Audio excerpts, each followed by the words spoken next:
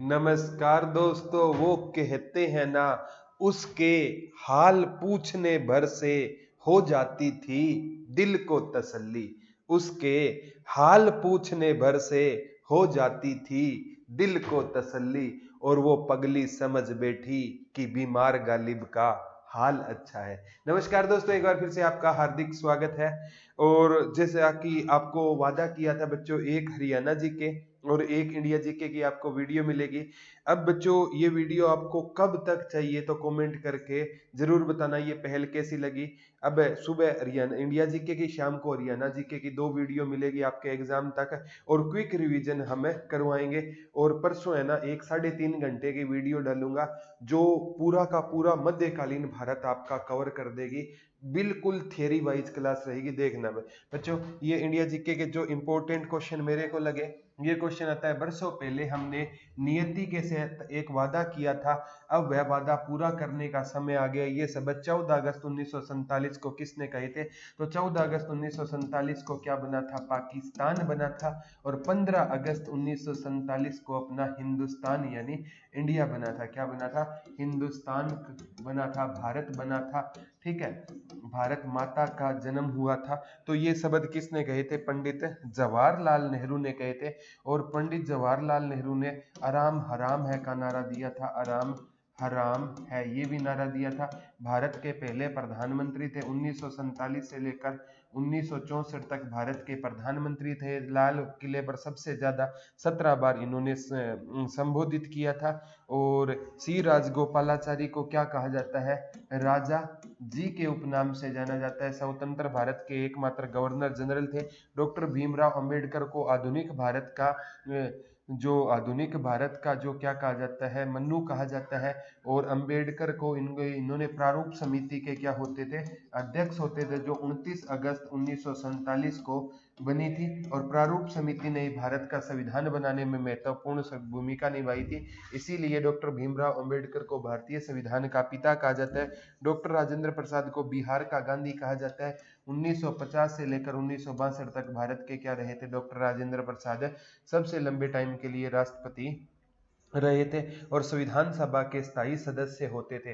अब देखने को तो आपको एक शब्द लगा, ये शब्द किसने कहे थे? पंडित जवाहरलाल नेहरू के ये शब्द थे। कहने को एक क्वेश्चन लगा, लेकिन 7-8 क्वेश्चन पढ़ लिए। यही फितरत रहेगी बच्चों। हम पूरा का पूरा जो वैसे एंशिएंट इंडिया, मिडवल इंडिया की प्लेलिस्ट तो बना रखी है मैंने अलग से, और यहाँ पर मैं आपको क्वेश्चन आंसर करवा दूंगा ताकि आपको दिक्कत ना आए। ये देखो, the India war of independence, ये किसकी पुस्तक होती थी? तो इंडिया वॉर ऑफ इंडिपेंडेंस है ना, ये वीर सावरकर की पुस्तक होती थी। किसकी पुस्तक होती थी? वीर सावरकर की पुस्तक होती थी। और वीर सावरकर ने ही ना 1857 की क्रांति को क्या कहा था? प्रथम स्वतंत्रता संग्राम। तो 1857 की क्रांति को प्रथम स्वतंत्रता संग्राम किसने कहा था? वीर सावरकर ने कहा था। और मैडम बीकाजी कामा है ना, इन्होंने भारत का सबसे पहले तिरंगा फहराया था। इन्होंने कहां पर फहराया था तिरंगा? जर्मनी में फहराया था। इन्हें मदर ऑफ इंडियन रेवोल्यूशन कहा जाता है। वीर सावरकर ने 1857 की क्रांति को क्या कहा था? प्रथम स्वतंत्रता। और बाल गंगाधर तिलक के ना मराठा और केसरी क्या होते थे? समाचार पत्र होते थे। ठीक है, ये केसरी है ना, ये मराठी भाषा का होता था, और मराठा अंग्रेजी भाषा का समाचार पत्र होता था। तो ये याद कर लेना बच्चों, सबसे इंपॉर्टेंट क्वेश्चन बनेंगे। आगे आता है, किसे भारत का बिस्मारक कहा जाता है? तो भारत का बिस्मारक बच्चों, सरदार वल्लभ भाई पटेल को भारत का क्या कहा जाता है? बिस्मारक कहा जाता है। 1928 में बारदोली सत्याग्रह के दौरान ना, इनको बारदोली की महिलाओं ने कहते हैं, महात्मा गांधी के कहने पर कौन सी उपाधि दी थी? सरदार की उपाधि दी थी। और भगत सिंह है ना, इन्होंने मैं नास्तिक क्यों हूं पुस्तक लिखी थी 8 अप्रैल 1929 को। 8 अप्रैल 1929 को इन्होंने केंद्रीय असेंबली में क्या फेंका था?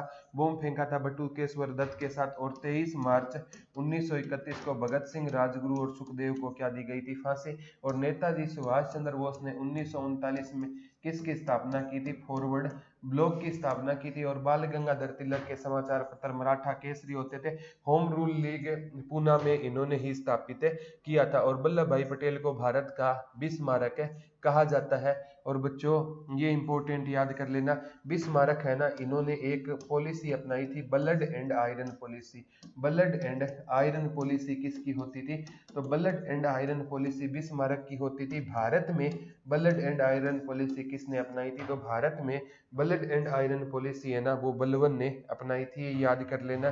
देखो हर एक क्वेश्चन से 4-4 क्वेश्चन निकल रहे हैं। आगे आता है, निम्नलिखित में कांग्रेसी नेताओं को किसको महान वीर पुरुष कहा जाता है? तो ये बच्चों महान वीर पुरुष है ना, दादा भाई नौरोजी को कहा जाता है। किसको कहा जाता है? दादा भाई नौरोजी को कहा जाता है।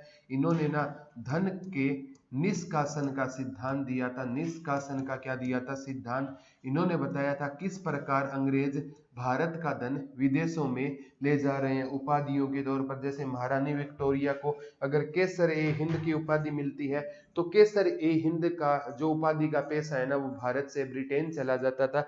ये इन्होंने बताया था। और हाउस ऑफ कॉमन में ये भी आता है, हाउस ऑफ कॉमन में बैठने वाले पहले भारतीय कौन थे? दादा भाई नौरोजी।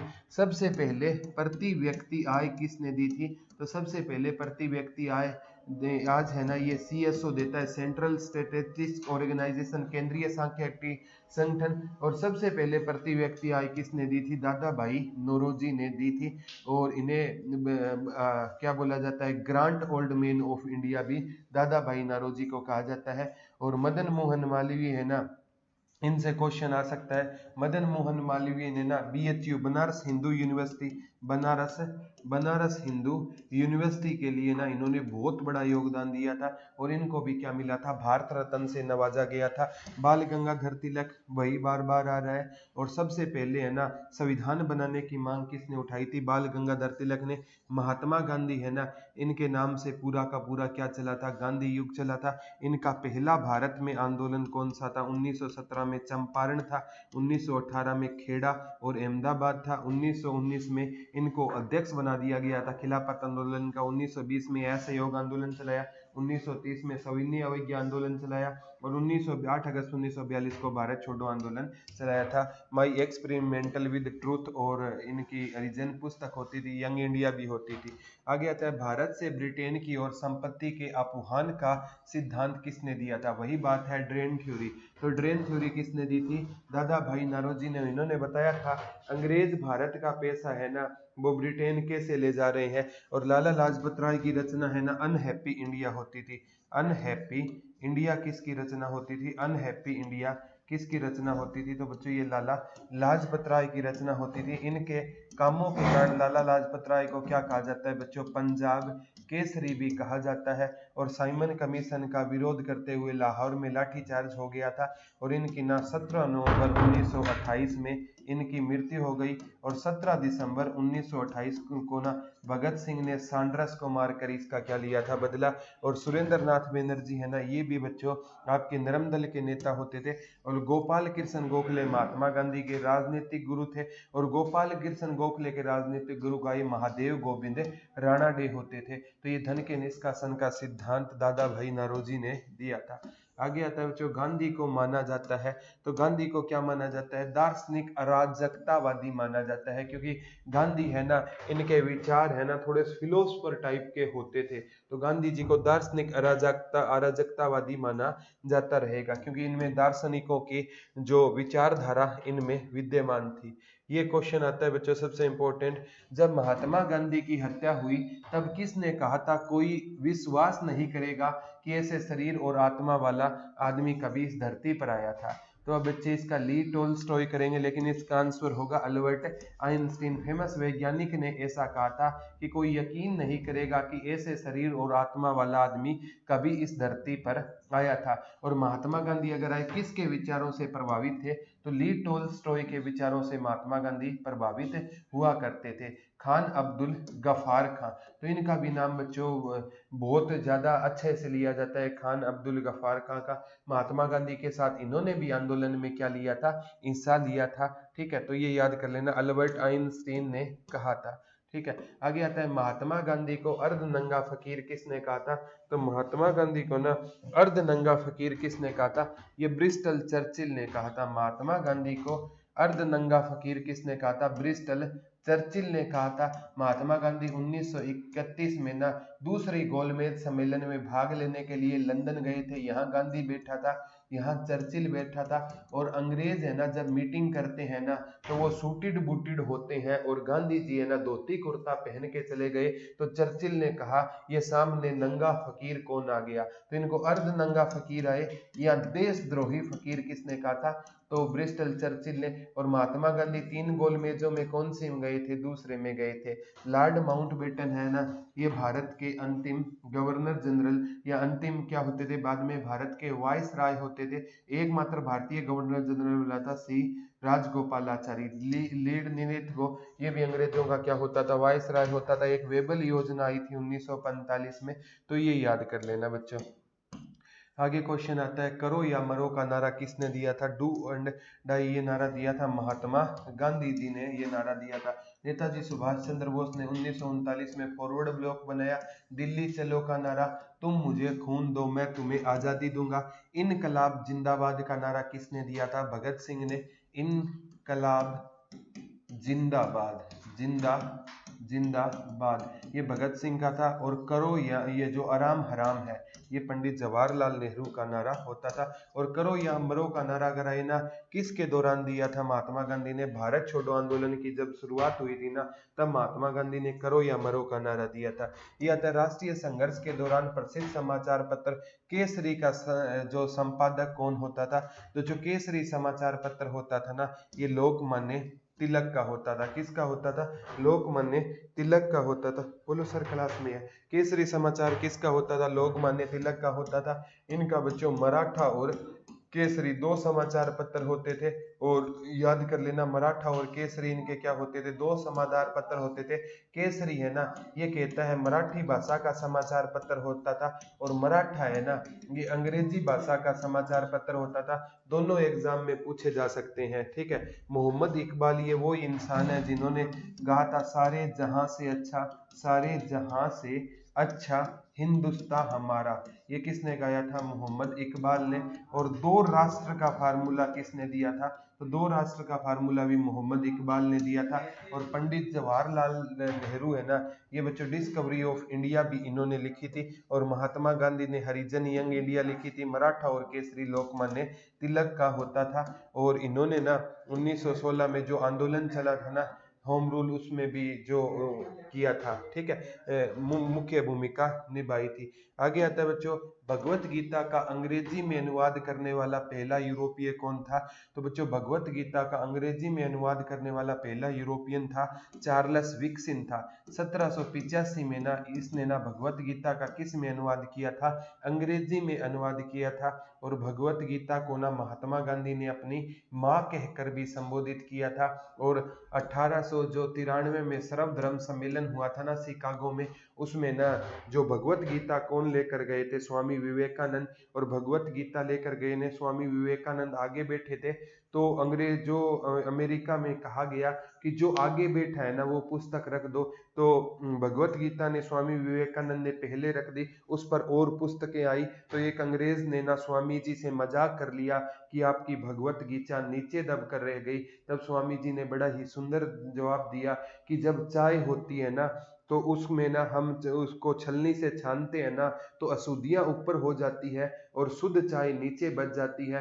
तो आपकी किताबों में जितनी भी कमी थी वो छन छन के नीचे आ गई और गीता ने उसको क्या कर दिया? शुद्ध कर दिया। कमी ऊपर रह गई और शुद्ध चीज नीचे आ गई। तो अंग्रेजों के ना पैरों तले जमीन निकल गई थी। और 1893 में शिकागो सर्वधर्म सम्मेलन में भाग लेने के लिए गए थे। अलेक्जेंडर कनिंघम है ना पुरातात्विक विभाग से संबंध रखते थे। विलियम जोन्स और जेम्स प्रिंसेप ने ना सबसे पहले है ना अशोक के अभिलेखों को पढ़ने में सफलता प्राप्त की थी 1837 में।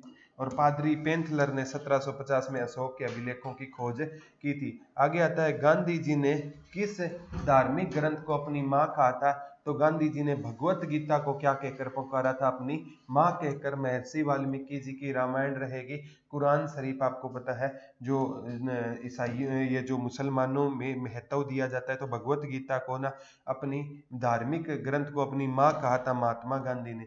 आगे आता है प्रसिद्ध क्रांतिकारी गीत सरफरोशी की तमन्ना अब हमारे दिल में है, देखना है जोर कितना बाजुए कातिल में है। ये राम प्रसाद बिस्मिल जी ने कहा था। अब कुछ कहेंगे सर लेवल देख लो, सभी क्वेश्चन है ना वो है एग्जाम में आए हुए हैं, तो लेवल की प्लीज आप मेरे से बात है मत करना। ये लेवल वाले कहने वाले वही होते हैं जो औरों को सिलेक्शन नहीं होने देते। तो राम प्रसाद बिस्मिल ने कहा था। और सबसे छोटी उम्र में ना खुदीराम बोस और प्रफुल्ल चाकी ने ना जज किंग्स फोर्ट की बग्गी पर बम फेंकने का क्या किया था? प्रयास किया था। और खुदीराम बोस है ना ये सबसे छोटी उम्र में कहते हैं शहीद हो गए थे। और भगत सिंह 23 मार्च 1931 को, और चंद्रशेखर आजाद है ना ये फरवरी जो 1930 को ना एल्फ्रेड पार्क में क्या हो गए थे? शहीद हो गए थे। तो ये याद कर लेना चंद्रशेखर आजाद। ठीक है।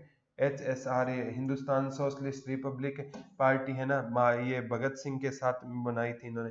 मौलाना अबुल कलाम आजाद ने 1912 में एक उर्दू साप्ताहिक पत्र अल हिलाल शुरू किया था। तो पहला क्वेश्चन बनेगा अल हिलाल किसका होता था? मौलाना अबुल कलाम आजाद का होता था। और बाद में सरकार ने इस पर प्रतिबंध लगाए जाने के बाद अल बगाग की स्थापना, तो अल बगाग की स्थापना 1915 में है।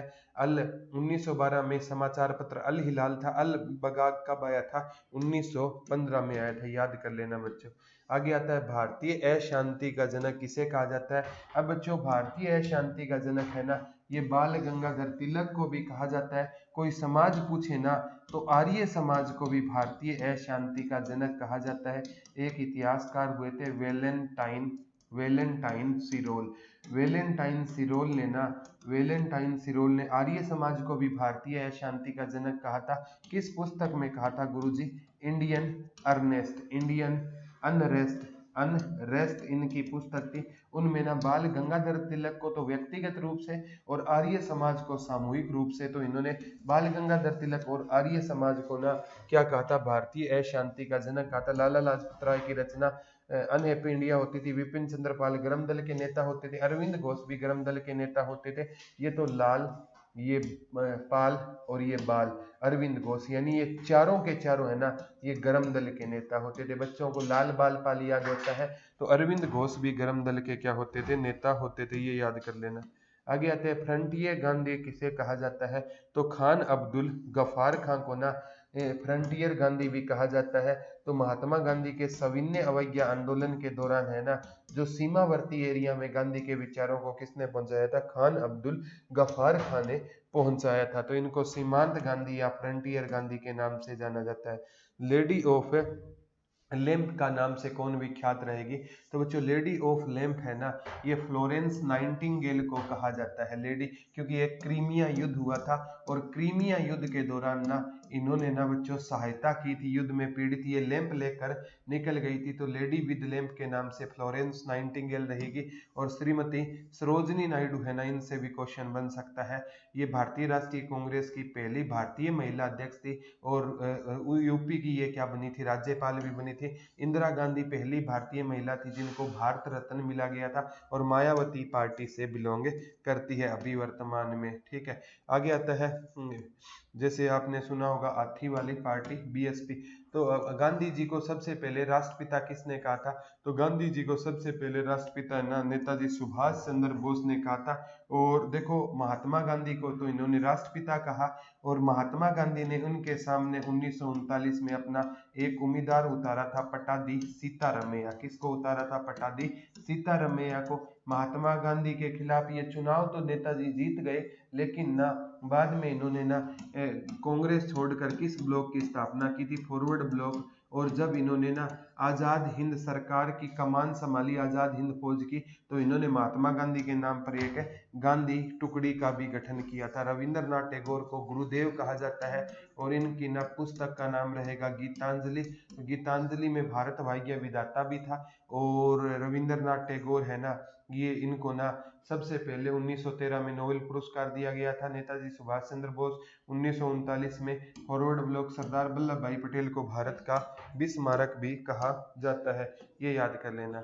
आगे है, पश्चिमी भारत के किस धार्मिक सुधारक को लोकहितवादी कहा जाता है? तो लोकहितवादी गोपाल हरि देशमुख को कहा जाता है। लोकहितवादी किसे कहा जाता है? गोपाल हरि देशमुख को। और महादेव गोविंद राणाडे ना, ये गोपाल कृष्ण गोखले महात्मा गांधी के राजनीतिक गुरु गोखले साहब थे, और गोखले साहब के राजनीतिक गुरु महादेव गोविंद राणाडे होते थे बाल गंगाधर तिलक, मराठा और केसरी। ठीक है, भंडारकर जी का भी आजादी में अच्छा खासा योगदान था। लाइफ डिवाइन है ना, ये अरविंद घोष की क्या होती थी? पुस्तक होती थी। लाइफ डिवाइन किसकी पुस्तक होती थी? ये अरविंद घोष की पुस्तक होती थी। और जवाहरलाल नेहरू की है ना, आपने पूछा जवाहरलाल नेहरू की ना कौन सी पुस्तक होती थी? डिस्कवरी ऑफ इंडिया, मुल्क राज आनंद है ना, ये भी बच्चों एक बहुत अच्छे मतलब राइटर माने गए हैं। निम्नलिखित में किसे मराठा पाक्षिक समाचार पत्र बहिष्कृत भारत किसने शुरू किया था? तो बहिष्कृत भारत है ना, ये डॉक्टर भीमराव अंबेडकर ने ना बहिष्कृत भारत समाचार पत्र शुरू किया था, डॉक्टर भीमराव अंबेडकर ने। और इन्हें आधुनिक भारत का क्या कहा जाता है? मन्नू कहा जाता है। आचार्य विनोबा भावे आए ना, इन्होंने भूदान आंदोलन चलाया था। भूदान आंदोलन किसने चलाया था? आचार्य विनोबा भावे ने। वीर सावरकर की रचना द वॉर ऑफ इंडिपेंडेंस, दो प्रथम स्वतंत्रता संग्राम किसने कहा था?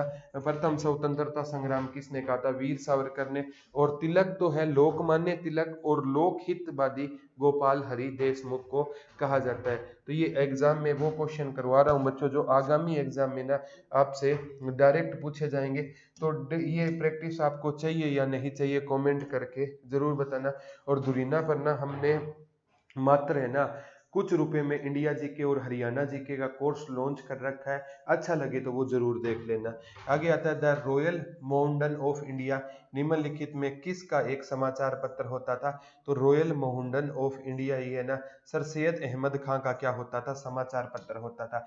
रॉयल माउंटेन ऑफ इंडिया यानी जो लोयल मुसलमान भारत के, ये सर सैयद अहमद खां का समाचार पत्र होता था। मोहम्मद अली जिन्ना ने किसकी मांग उठाई थी?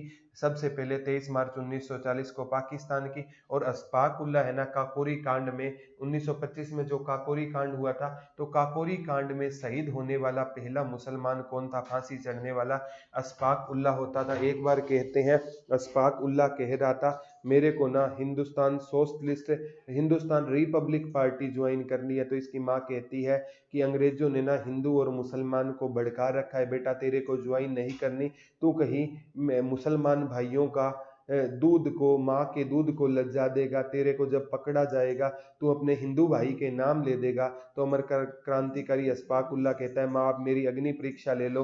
तो माँ एक दिया सलाई ले आई और क्रांतिकारी को बोलती है बेटा इस दिया सलाई की लोब पर हाथ रख दे और जब तक मैं ना कहूँ तो मत उठाना हाथ। तो वो दिया सलाई की लो है ना अशफाक उल्लाह के हाथ को क्रॉस कर जाती है, लेकिन अशफाक उल्लाह अपने मुंह से आवाज तक नहीं निकालते हैं। और बाद में इसकी माँ है ना गले लगा लेती है और रोती है। देखो जीवन में ना बच्चों एक बार ऐसा होता है जब बच्चा रोता है और माँ हंसती है, और वो टाइम आता है जब बच्चे का जन्म होता है ना तो बच्चा तो रो रहा होता है और माँ हंस रही होती है। और उसके बाद जीवन में ऐसा कोई पल नहीं आता जब बच्चा रोया हो और माँ हंसी हो। तभी तो गालिब कहा करते थे ऊपर जिसका अंत नहीं उसे आसमां कहते हैं, और जहां में जिसका अंत नहीं उसे माँ कहते हैं। तो मम्मी पापा की आपको इज्जत करनी है, मम्मी पापा के बगैर लाइफ में बच्चों कुछ भी नहीं है। ठीक है, तो आगे आता है उपन्यास नील दर्पण, ये दीनबंधु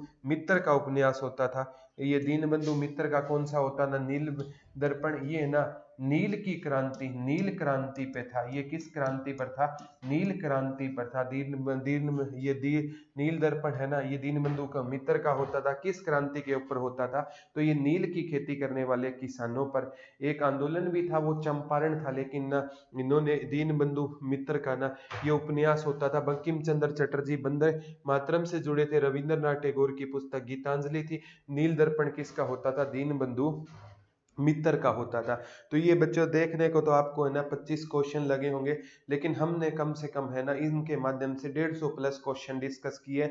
और ये है ना सभी एग्जाम में एसएससी टेक्सटाइल्स इंस्पेक्टर सभी के सभी है ना अच्छे लेवल के एग्जामों वाले क्वेश्चन थे। तो आज की क्लास कैसे लगी और आपको फ्यूचर में क्लास चाहिए या नहीं चाहिए, कमेंट करके जरूर बताना। कोशिश करेंगे डेली 2 क्लास डालने की। तो आज की क्लास कैसी लगी हमें कमेंट करके जरूर बताना। तो आज के लिए इतना ही रहेगा बच्चों, कल आपसे ना हम दोबारा रूबरू होंगे। तब तक के लिए आपसे एक ही विनती है, हंसते रहिए, मुस्कुराते रहिए, अपना और अपनों का ख्याल रखिए और पढ़ाई की प्रक्रिया को बंद मत होने देना। बार बार कहता हूँ, रोज कहता हूँ और कहता रहूंगा, क्योंकि जॉब का कोई अल्टरनेट नहीं है। इस जहां में लोग खैरियत नहीं हैसियत पूछते हैं। तो अपने मम्मी पापा के सपनों को साकार करने के लिए पढ़ते रहना। तो आज के लिए इतना ही, कल आपसे दोबारा रूबरू होंगे। तब तक के लिए धन्यवाद दोस्तों। जय हिंद, जय Bharat, love you all, thank you बच्चों।